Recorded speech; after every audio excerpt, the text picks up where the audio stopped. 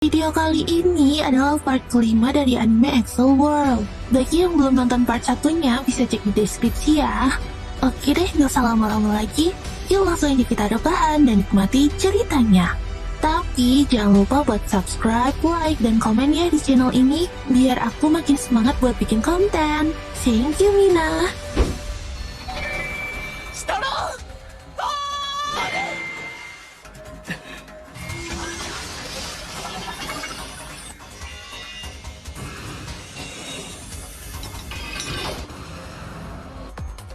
なんてすごいんだ。まさに奇跡の力だ。何をした！ Setelah mendapatkan skill healing dari Line Bell, Dusttaker pun merasa di atas angin. Dengan dua kekuatan langka yang berada di genggamannya, dia merasa tak terkalahkan. Lalu, dan angkuhnya Naomi pun meminta Arita dan Taku untuk bertekuk lutut. Arita yang mendengar penghinaan tersebut merasa sangat geram.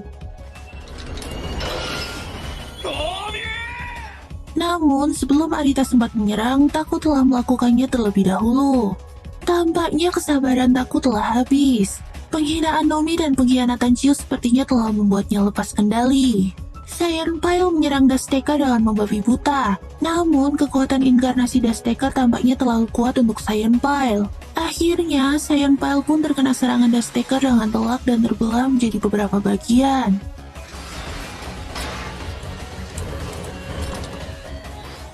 Aku pikir kau jauh lebih cerdas dari itu, Mayuzumi Senpai.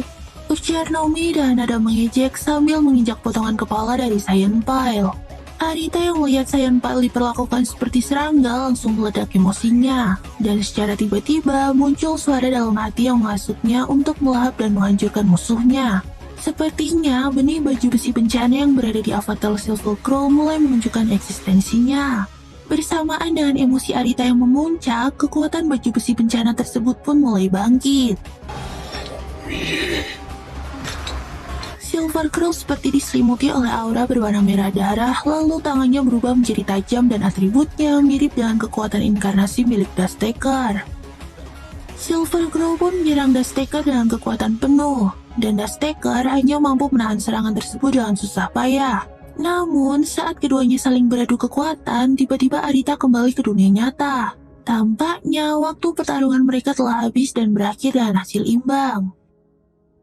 Sepertinya Arita masih diselimuti dengan emosi yang tinggi. Dia langsung berencana untuk membuat perhitungan langsung dengan Nomi di dunia nyata. Namun, Taku mencegahnya. Taku ingin Arita untuk tidak bertindak gegabah, karena hal itu hanya akan membuat mereka jadi semakin terdesak. Lalu mereka pun memilih untuk menanyakan langsung kepada Chiyo tentang apa yang sebenarnya terjadi dan mengapa Chiyo melakukan pengkhianatan seperti itu. Tapi sepertinya Chiyo tetap bungkam dan tidak mau memberikan keterangan. Bahkan Chiyo mengucapkan sesuatu yang cukup mengagetkan mereka berdua. Dia bilang dia akan berbagi poin denganku jika aku mau menjadi penyembuh pribadinya, kata Chiyo sambil meninggalkan mereka berdua. Malamnya, Taku dan Arita kembali memikirkan cara untuk mengalahkan Nomi. Arita mengatakan bahwa mereka mempunyai satu keuntungan saat menghadapi Nomi, yaitu Nomi terlalu banyak menggunakan poinnya untuk membangun statusnya di dunia nyata. Karena Nomi sering menggunakan Brain Burst untuk berbuat curang saat ujian maupun kegiatan olahraga. Arita menduga bahwa Nomi tidak memiliki cadangan poin yang cukup, dan mereka hanya perlu mengalahkannya sampai poinnya habis. Maka Nomi pun akan kehilangan Brain Burst-nya. Namun Taku ragu apakah mereka mampu mengalahkan Nomi yang memiliki kekuatan terbang dan lebih lagi memiliki kekuatan penyembuh di belakangnya.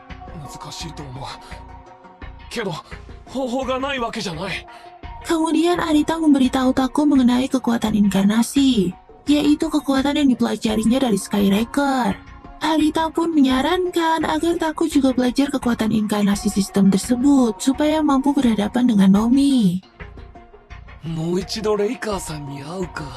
Awalnya, Taku berniat untuk meminta bantuan kepada Kuroyuki mengenai inkarnasi sistem ini.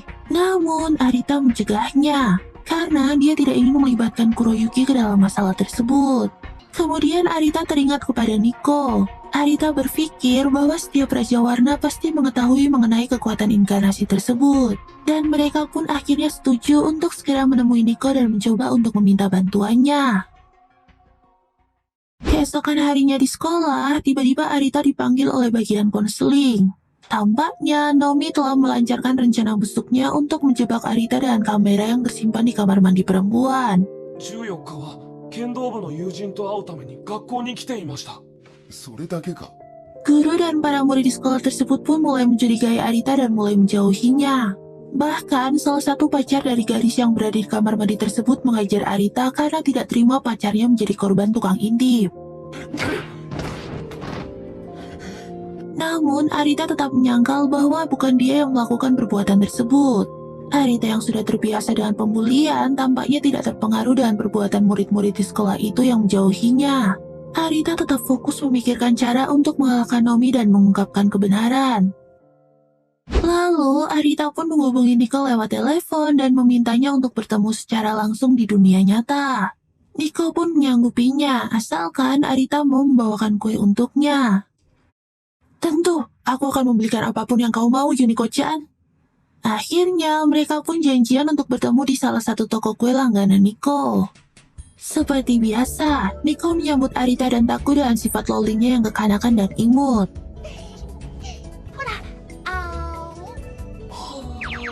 Namun, saat Arita mengutarakan niatnya yaitu meminta bantuan Nico untuk mengajari Taku inkarnasi sistem, tiba-tiba perilaku Nico berubah menjadi sadis. Nico lalu meminta untuk menggunakan ruangan khusus yang berada di toko kue tersebut, dan meminta Taku dan Arita untuk mengikutinya. Ahoka! Jangan membicarakan inkarnasi sistem di tempat umum. Hardik Nico. Lalu Nico meminta Arita untuk menjelaskan duduk masalah yang terjadi. Setelah mendengar penjelasan dari Arita, awalnya Nico tidak ingin membantu mereka. Karena itu adalah masalah legion lain. Dan Nico malah akan diuntungkan dengan hal tersebut. Namun karena mengingat Arita dan legionnya pernah menolong Nico saat kejadian baju besi bencana, maka mau tak mau Nico pun harus membalas hutang budi tersebut.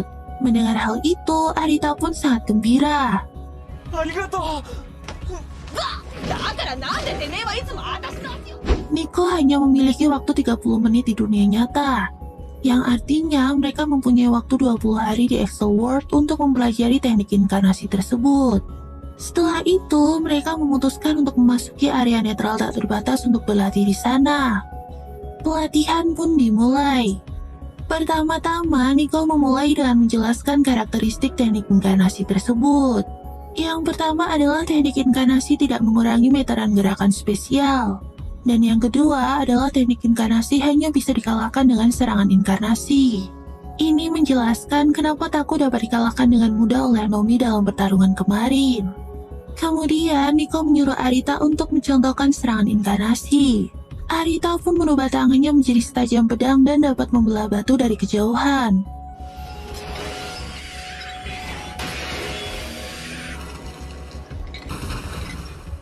Lalu, Nico pun menambahkan bahwa kekuatan inkarnasi memiliki 4 teknik dasar, yaitu peningkatan jangkauan serang, jangkauan gerakan, penguatan daya serang, dan penguatan kekuatan armor. Dan setiap linker hanya mampu mempelajari teknik yang cocok dengan sifat duel avatar yang dimilikinya. Setelah itu, Nico akan memulai untuk mengajari Taku teknik inkarnasi. Dan Arita akan kembali ke dunia nyata untuk menyelidiki kenapa Nomi atau Dusttaker namanya tidak muncul di matching list. Saat kembali di dunia nyata, Arita tiba-tiba didatangi oleh Mid penjaga toko kue tersebut. Ternyata Mid itu adalah seorang burst linker sekaligus bawahan Scarlet Rain yang bernama Blood Leopard. Leopard diminta oleh Nico untuk membantu Arita melakukan penyelidikan tersebut. Lalu Leopard mengajak Arita menuju Akihabara.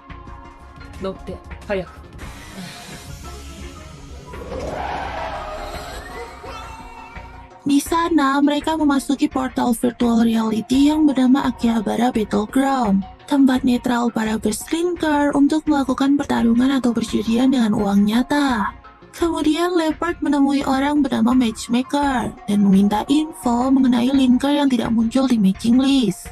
Matchmaker lalu menyebutkan bahwa ada satu orang yang melakukan hal itu, dan orang tersebut bernama Rush Jigsaw. Arita yang mendengar hal itu tampaknya cukup kecewa, karena nama yang disebutkan bukanlah orang yang dicarinya. Namun, Leopard tampaknya ingin menggali info dari linker bernama Rush Jigsaw itu, dan akan memancingnya keluar. Leopard juga mendapatkan info dari Matchmaker bahwa Rush Jigsaw adalah linker berlevel 6, dan spesialisasinya adalah serangan jarak jauh. Dia juga sangat kuat menghadapi linker bertipe serangan jarak dekat seperti Leopard. Lalu, Leopard pun berinisiatif untuk mendaftarkan diri dalam pertarungan dan berduel dengan Silvercrow. Dan benar saja, Rush Jigsaw langsung muncul dan menantang mereka untuk berduel. Begitu masuk ke Excel World, Rush Jigsaw langsung menyerang mereka dari kejauhan. Mereka berdua pun harus memotong jarak agar bisa berhadapan langsung dengannya. Namun saat mereka berhasil mendekati Jigsaw, tiba-tiba leher Silverclaw seperti terpotong oleh benda tajam. Ternyata Jigsaw menggunakan skillnya yang bernama Steel Soul. Dia menggunakan kawat gergaji di udara untuk membatasi gerakan dan mencegah serangan jarak dekat. Leopard pun kemudian meminta Silverclaw untuk mentransfer meteran ultinya.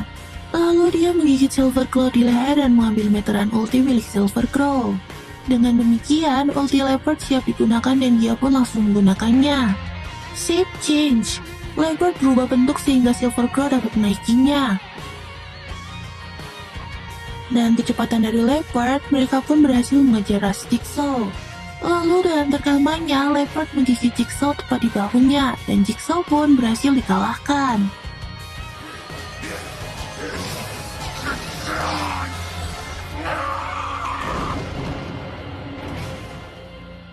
Setelah itu mereka kembali ke dunia nyata. Leopard menyuruh Arita untuk segera mencari orang yang terluka di bagian bahunya. Karena serangan Leopard terhadap Jigsaw di pertarungan tadi pasti menimbulkan efek di dunia nyata. Kemudian setelah melihat sekelilingnya, akhirnya Arita menemukan orang yang bahunya terluka tersebut. Wah, berhasilkah Arita menangkap orang itu? Penasaran kan? Oke deh, segini dulu ya videoku kali ini.